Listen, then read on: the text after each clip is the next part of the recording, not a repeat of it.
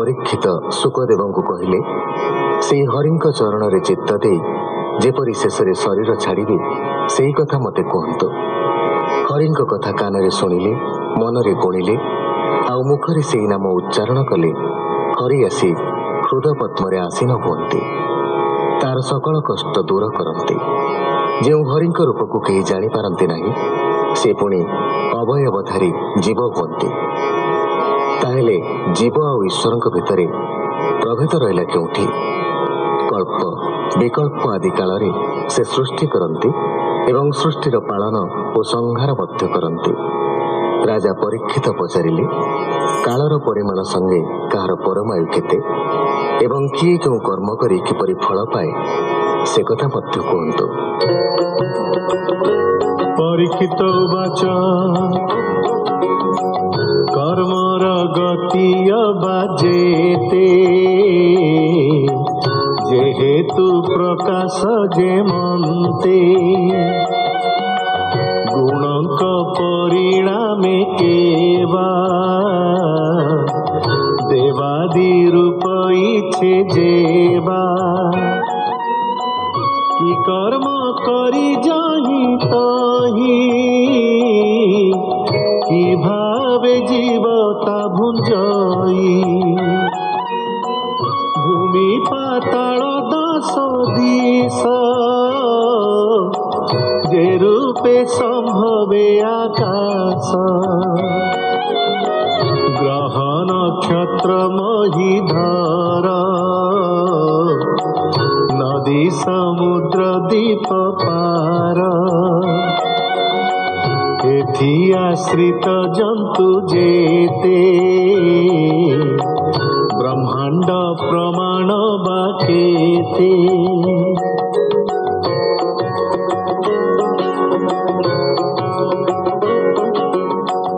बाह्य अंतरे वस्तु जेते संक्षेपी कह मोग्रते महंत जन आचरण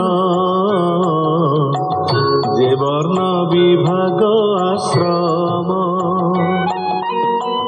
ये अंड कोश मध्य गते विष्णुर अवतार जेते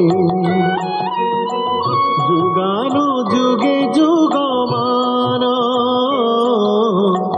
जे जुगे जेबा धर्म ज्ञान मनुष्य साधारण धर्म जेबा विशेष यथा क्रम ब्रह्म ऋषिंक धर्म आदि जारा जरुषिये संपादी। आपदे धर्म प्राणी कर ये सर्व कह मुनिवर संख्या लक्षण तत्वंकर कि रूपे हेतु के कहार पुरुष आराधना विधि अष्टांग जोग जन्हे साधि जोगेश्वरंक गति जेते लिंग भगन मुख्य पथे जे धर्म वेद उपवेदे पुराण इतिहास पादे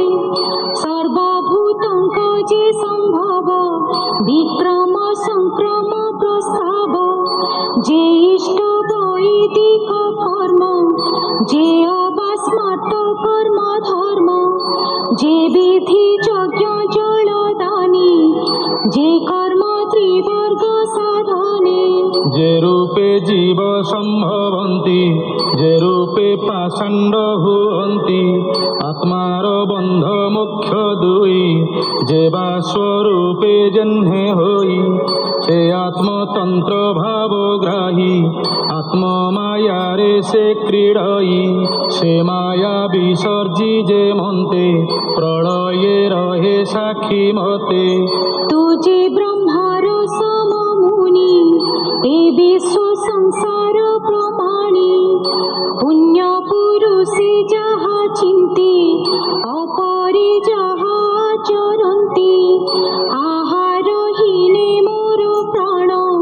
केबे हे नहिबा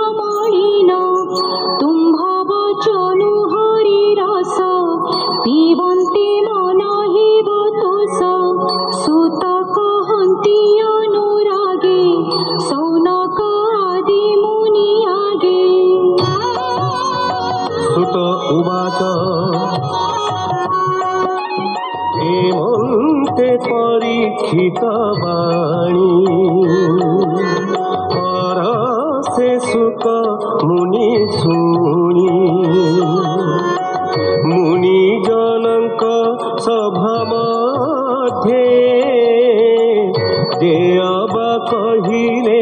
আনন্দে সে ভাগবত হরিগুণ ব্রহ্ম সম্মত যে পুরাণ যে কথা ব্রহ্মার অগ্রতে সে ব্রহ্ম